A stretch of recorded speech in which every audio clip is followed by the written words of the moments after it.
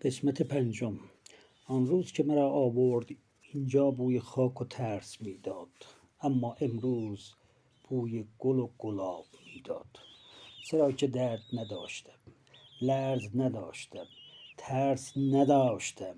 امروز وقتی چشمهایم را باز کردم، نه برای دیدن بلکه برای فهمیدن اینکه چرا اینجا من هستم. بدنم درد نداشت، خوشحال بودم، اما پایم هنوز نمیتواند مرا در راه رفتن یاری کند. قلبم مثل سنگی در دل رود محکم بود. راحت راه میرفتم و سوگ و شوق داشتم.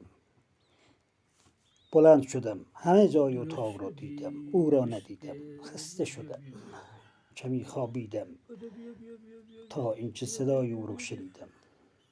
وقتی صدای او را شنیدم که میخواهد در را باز کند، لرز بر بدنم نشست، اما این بار نه از ترس بلکه مشتاقش بودم که دوباره او را ببینم.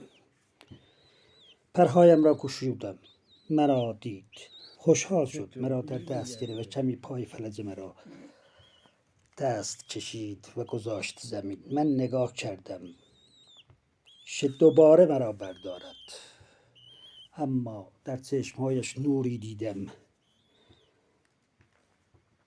نوری که می گفت من قرار نیست فقط زنده بمانم، من قرار است پرواز کنم. بالهایم را باز کردم، نه برای فرار بلکه برای عبور از ترس، عبور از ترسی که برایم گذاشته بودند. من زنده خواهم ماند و پرواز خواهم کرد، نه برای رفتن بلکه برای نشستن در شانهای او، تا مهری که برایم در این چند روز ارزانی داشته برایش تلافی کنم.